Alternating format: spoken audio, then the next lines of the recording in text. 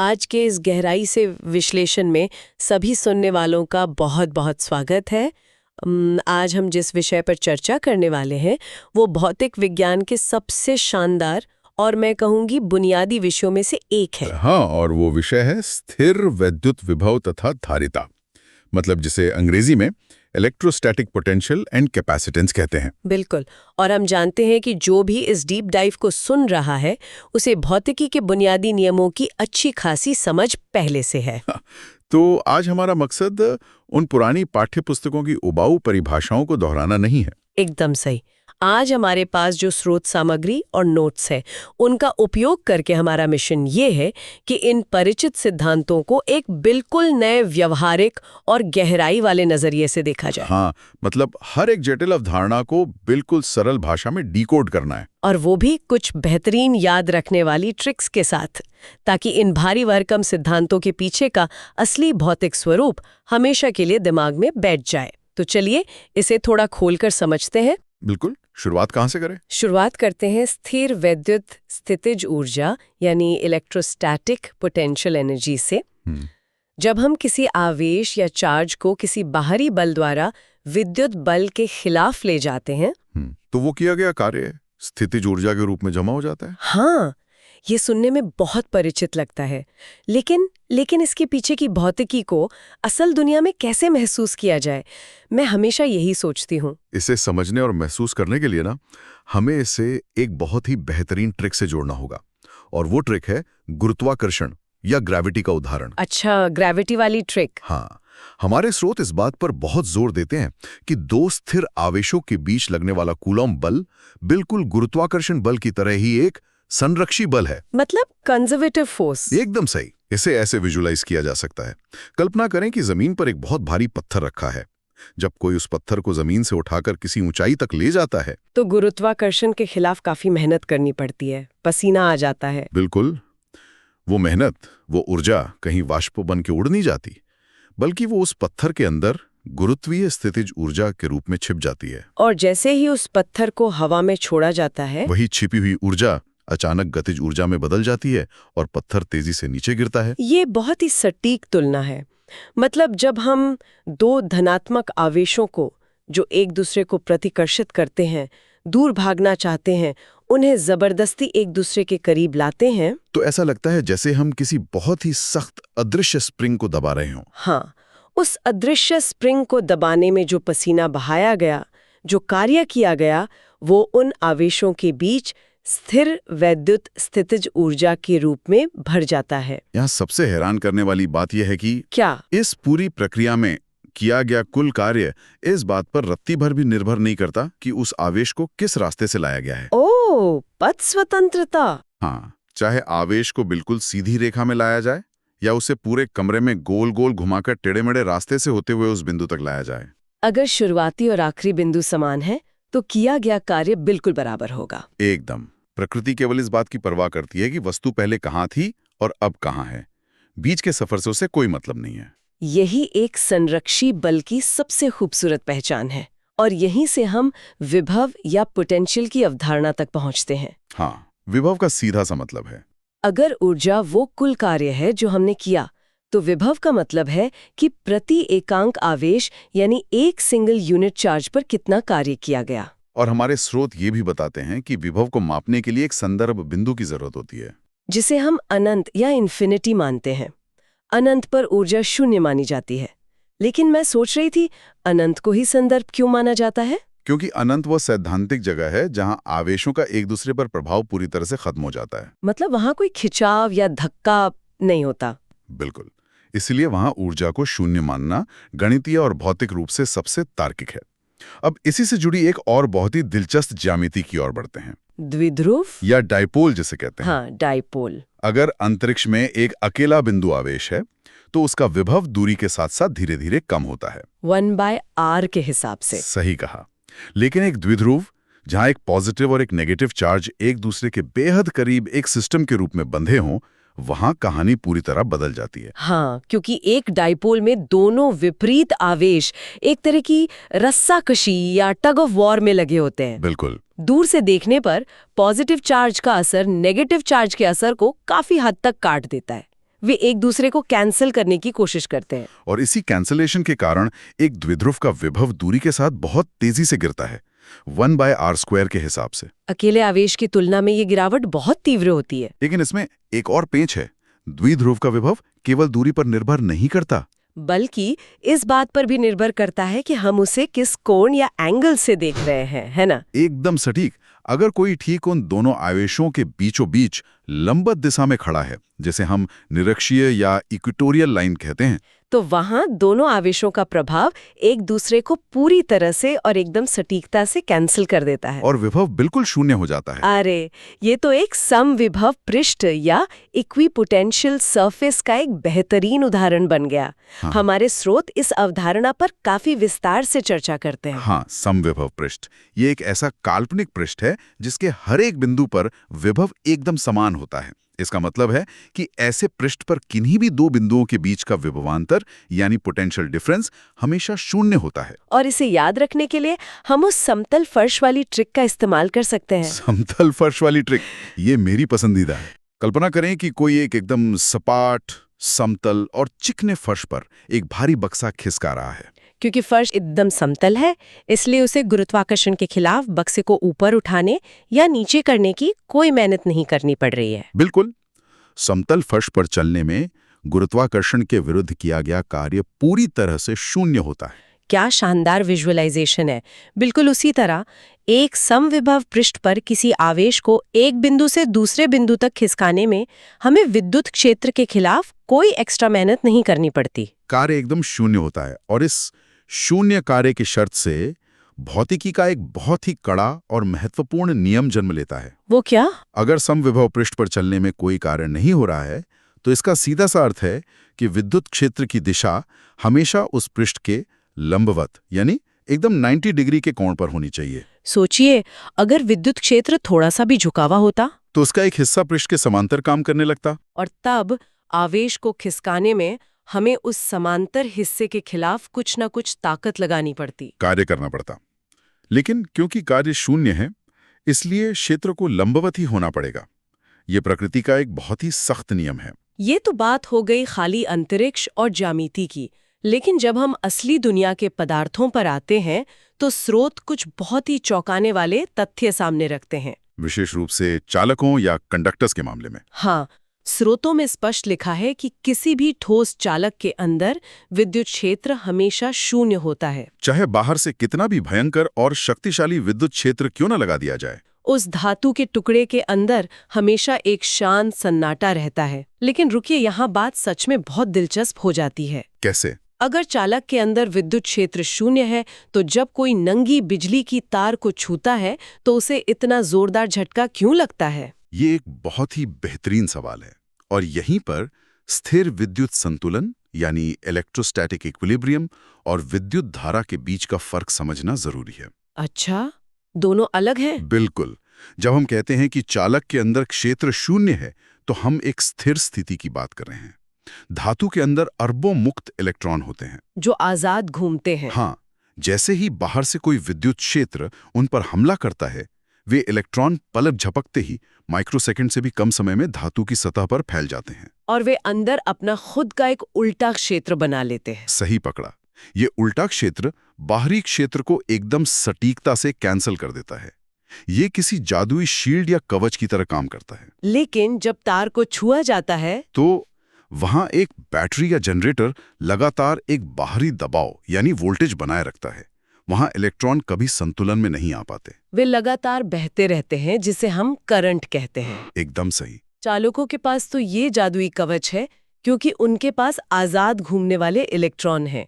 लेकिन उन पदार्थों का क्या जो कुचालक है, जिन्हें विज्ञान की भाषा में परावैद्युत या डाइइलेक्ट्रिक्स कहा जाता है। हाँ, उनके पास तो ऐसे आजाद इलेक्ट्रॉन नहीं होते जो भागकर सतह पर जा सकें। बिल्कुल नहीं।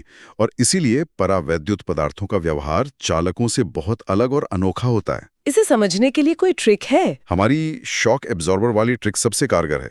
एक गाड़ी के शॉक एब्जॉर्बर का काम झटके को पूरी तरह गायब करना नहीं, बल्कि उसकी तीव्रता को कम करना होता है। हाँ, जब किसी परावैद्युत पदार्थ को बाहरी विद्युत क्षेत्र में रखा जाता है तो उसके अणु अपनी जगह छोड़कर भाग नहीं सकते। लेकिन वे अपनी ही जगह पर थोड़े से तन जाते हैं या एक खास दिशा में मुड़ जाते हैं, जिसे ध्रुवण या पोलराइजेशन कहते हैं। यानी वे अणु एक ही जगह पर खड़े खड़े स्ट्रेच हो रहे हैं, एक सिरा थोड़ा पॉजिटिव और दूसरा थोड़ा नेगेटिव हो जाता है। सही कहा।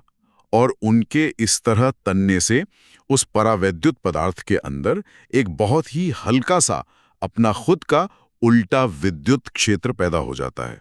क्योंकि ये चालकों जितना शक्तिशाली नहीं होता, इसलिए ये बाहरी क्षेत्र को पूरी तरह से शून्य तो नहीं कर पाता, लेकिन उसे काफी हद तक कमजोर जरूर कर देता है। बाहरी झटके का असर कम हो जाता है। और यही वो चमत्कारी गुण है जिसका इस्तेमाल हम ऊर्जा को स्टोर करने के लिए करते हैं, खास तौर पे संधारित्र या कैपेसिटर में। तो चलिए अब कैपेसिटर की रहस्यमयी दुनिया में प्रवेश करते हैं। धारिता या कैपेसिटेंस असल में क्या है? स्रोत बताते हैं कि संधारित्र का मुख्य काम आवेश और ऊर्जा को अपने अंदर जमा करके रखना है। अगर मैं इसे बिना किसी जटिल गणितीय सूत्र के समझाना चाहूं, तो कैपेसिटेंस एक तरह की दक्षता रेटिंग या एफिशिएंसी है। वो कैसे? ये मापता है कि बिना इलेक्ट्रिकल प्रेशर यानी वोल्टेज को खतरनाक स्तर तक बढ़ाए हम किसी डिवाइस के अंदर कितना ज्यादा से ज्यादा चार्ज ठूस सकते हैं। ये बहुत ही सटीक व्याख्या है। अगर वोल्टेज बहुत ज्यादा बढ़ गया तो डिवाइस जल सकता है। इसलिए हमें ऐसा संधारित्र चाहिए जो कम दबाव में ज्यादा चार्ज होल्ड कर सके। और इसकी धारिता मापने की जो इकाई है वो है फैराड, जो महान वैज्ञानिक माइकल फैराडे के सम्मान में रखी गई है। लेकिन फैराड के बारे में एक बहुत ही मजेदार बात है। हाँ, जब हम सैद्धांतिक रूप से फैराड की बात करते हैं तो अक्सर लोग ये महसूस नहीं कर पाते कि ये इकाई असल में भौतिक रूप से कितनी विशाल है। और यहीं पर हमारे स्रोत से निकलकर आती है वो 30 किलोमीटर वाली ट्रिक, जो किसी भी सुनने वाले के दिमाग से कभी नहीं निकलेगी। बिल्कुल, वो उदाहरण तो कमाल का है। मान लीजिए कोई इंजीनियर एक समांतर पट्टिका संधारित्र पैरेलल प्लेट कैपेसिटर बनाना चाहता है। वह धातु की 2 वर्गाकार प्लेटें लेता है और उनके बीच हवा में सिर्फ 1 सेंटीमीटर की दूरी रखता है। अब अगर वो चाहता है कि इस संधारित्र की धारिता पूरे 1 फैरेड हो, तो पता है उन धातु की प्लेटों की लंबाई और चौड़ाई कितनी होनी चाहिए? कितनी? लगभग 30 किलोमीटर लंबी और 30 किलोमीटर चौड़ी। अगर हम इसे बड़े परिदृश्य से जोड़ें तो ये कल्पना करना भी मुश्किल है। 30 किलोमीटर का मतलब है कि एक पूरा का पूरा बड़ा शहर उन प्लेटों के नीचे आ जाएगा, सिर्फ 1 फैरेड की क्षमता पाने के लिए। ये बिल्कुल अव्यावहारिक है। और इसीलिए हमारे मोबाइल फोन, कंप्यूटर और टीवी के अंदर जो छोटे छोटे कैपेसिटर लगे होते हैं वो फैरेड में नहीं मापे जाते। वे माइक्रो फैरेड, नैनो फैरेड या पीको फैरेड में मापे जाते हैं। लेकिन आकार छोटा रखते हुए भी उनकी क्षमता बढ़ाने का एक तरीका है। और यहीं पर वो परावैद्युत या शॉक एब्जॉर्बर दोबारा दृश्य में आता है। बिल्कुल सही जोड़ा। जब हम उन 2 धातु की प्लेटों के बीच की हवा को हटाकर वहां कोई परावैद्युत पदार्थ भर देते हैं तो एक भौतिक चमत्कार होता है। वो परावैद्युत पदार्थ अपने ध्रुवण पोलराइजेशन के कारण अंदर के कुल विद्युत क्षेत्र को कमजोर कर देता है। और क्षेत्र कमजोर होने का सीधा सा मतलब है कि दोनों प्लेटों के बीच का इलेक्ट्रिकल प्रेशर यानी वोल्टेज कम हो गया। अब चूंकि दबाव कम हो गया है, हम उसी छोटे से आकार में बाहर से और अधिक चार्ज पंप कर सकते हैं।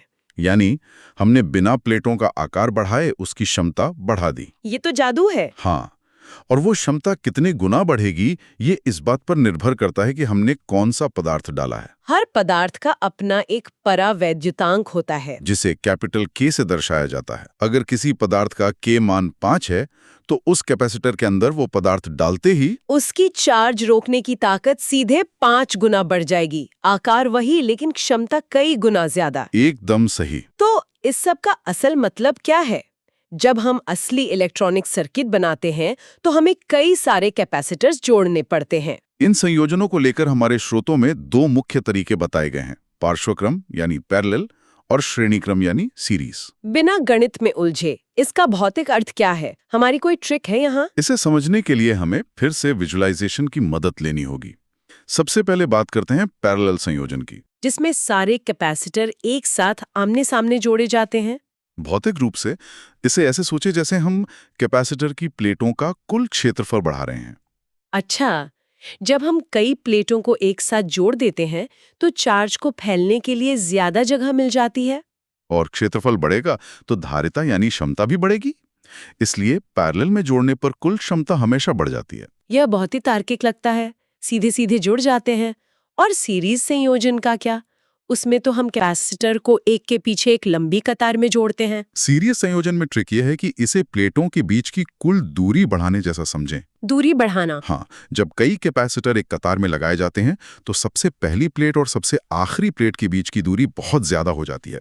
और भौतिकी का नियम है कि प्लेटों के बीच की दूरी जितनी ज्यादा होगी, इलेक्ट्रिकल खिंचाव उतना ही कम होगा और धारिता उतनी ही घट जाएगी। इसलिए सीरीज में जोड़ने पर पूरे सर्किट की कुल क्षमता उस सर्किट के सबसे छोटे कैपेसिटर से भी कम हो जाती है। ये क्षेत्रफल और दूरी वाली ट्रिक तो सच में कमाल की है। अब उन उल्टे सीधे गणितीय सूत्रों को रटने की जरूरत ही नहीं है। बिल्कुल नहीं। लेकिन इस पूरी कहानी में एक और बहुत बड़ा रहस्य छिपा है जो ऊर्जा से जुड़ा है। ऊर्जा का संचय? संधारित्र जो ऊर्जा जमा करता है वो पंखे की मोटर स्टार्ट करने या कैमरे का फ्लैश चमकाने के काम आती है। लेकिन स्रोत में ऊर्जा की हानि को लेकर एक बहुत ही पेचीदा स्थिति दी गई है। हाँ, वो जब हम एक चार्ज कैपेसिटर को दूसरे खाली कैपेसिटर से जोड़ते हैं। जब हम एक पूरी तरह से चार्ज किए गए संधारित्र को एक दूसरे खाली यानी बिना चार्ज वाले संधारित्र से जोड़ते हैं तो आवेश का बंटवारा होता है। आवेश संरक्षण का नियम कहता है कि ब्रह्मांड में कुल आवेश ना तो बनाया जा सकता है ना ही मिटाया जा सकता है। तो चार्ज तब तक बहता है जब तक दोनों का वोल्टेज बराबर नहीं हो जाता। कुल चार्ज वही रहता है। लेकिन जब हम इस नई स्थिति में कुल ऊर्जा की गणना करते हैं तो एक बहुत ही चौंकाने वाला परिणाम मिलता है। सिस्टम की कुल ऊर्जा पहले के मुकाबले आधी ही रह जाती है। बाकी की ऊर्जा बस गायब हो जाती है। आधी ऊर्जा गायब? लेकिन ऊर्जा तो नष्ट नहीं हो सकती ना। ऊष्मागतिकी या थर्मोडायनेमिक्स का पहला नियम यही तो कहता है। तो फिर वो आधी ऊर्जा गई कहाँ? और यहीं पर सिद्धांत और वास्तविकता का आमना सामना होता है। कागज पर हम सिर्फ ये मान लेते हैं कि चार्ज एक जगह से दूसरी जगह चला गया। लेकिन असल भौतिक दुनिया में ऐसा इतनी शांति से नहीं होता। बिल्कुल नहीं। जब वे चार्ज एक कैपेसिटर से दूसरे कैपेसिटर में जाने के लिए जोड़ने वाले तारों से होकर गुजरते हैं तो वे बहुत तेज गति से भागते हैं, एक बाढ़ की तरह। इसे एक अस्थायी विद्युत धारा या ट्रांजिएंट करंट कहते हैं। और जब इतने सारे इलेक्ट्रॉन एक साथ तार में से गुजरेंगे तो वे तार के अंदर मौजूद परमाणुओं से टकराएंगे। भारी टकराव। उस भयंकर टकराव से घर्षण या प्रतिरोध पैदा होता है और उसी रेजिस्टेंस के कारण वो तार गर्म हो जाता है। कई बार जोड़ने वाले बिंदु पर एक छोटी सी चिंगारी भी उठती है। तो वो जो आधी गायब हुई ऊर्जा है वो असल में नष्ट नहीं हुई है। नहीं, वो ऊष्मा, प्रकाश यानी स्पार्क और कभी-कभी ध्वनि के रूप में हमारे आसपास के वातावरण में फैल जाती है। चिंगारी की आवाज, ये सच में दिमाग को झकझोर देने वाला तथ्य है। प्रकृति कैसे हर एक नियम का पालन करती है, ये देखना अद्भुत है। सच में। तो चलिए आज के इस बेहद रोमांचक डीप डाइव को समेटते हैं। हमने शुरुआत की थी स्थितिज ऊर्जा से, जहां हमने ग्रेविटी वाली ट्रिक से समझा कि अदृश्य स्प्रिंग को दबाने में किया गया कार्य कैसे ऊर्जा बन जाता है। फिर हमने समतल फर्श की ट्रिक से समविभव पृष्ठों का रहस्य खोला, जहां चलना बिल्कुल मुफ्त है और जहां विद्युत क्षेत्र को हमेशा 90 डिग्री पर तन कर खड़ा रहना पड़ता है। हमने ये भी जाना कि कैसे धातुएं जादुई कवच की तरह काम करती हैं और कैसे परावैद्युत पदार्थ शॉक एब्जॉर्बर बनकर इलेक्ट्रिकल झटके को कम करते हैं। और वो 30 किलोमीटर वाले प्लेटों का उदाहरण, उसने तो धारिता को देखने का नजरिया ही बदल दिया। क्षेत्रफल और दूरी के सहारे हमने पैरेलल और सीरीज को समझा और अंत में देखा कि कैसे गायब हुई ऊर्जा असल में ऊष्मा बनकर हवा में मिल जाती है। ये ज्ञान का एक बहुत ही ठोस आधार है, लेकिन विज्ञान कभी बिना सवाल छोड़े खत्म नहीं होता। बिल्कुल। हमारे स्रोत के बिल्कुल अंत में परावैद्युत सामर्थ्य या डाई इलेक्ट्रिक स्ट्रेंथ का जिक्र है। ये वो सीमा है जहां तक कोई कुचालक शॉक एब्जॉर्ब कर सकता है ना? हाँ, उदाहरण के लिए हवा के लिए ये सीमा लगभग 30 लाख वोल्ट प्रति मीटर है। 30 मिलियन वोल्ट्स पर मीटर। बाप रे। इसका मतलब है कि अगर विद्युत क्षेत्र का दबाव इससे ज्यादा हुआ तो हवा के अणु टूट जाते हैं, वो अपना कुचालक वाला गुण खो देती है और उसमें से करंट बहने लगता है। इसी को हम आसमान में बिजली कड़कना या ब्रेकडाउन कहते हैं। यानी हर शॉक अब्जॉर्बर की एक टूटने की सीमा होती है।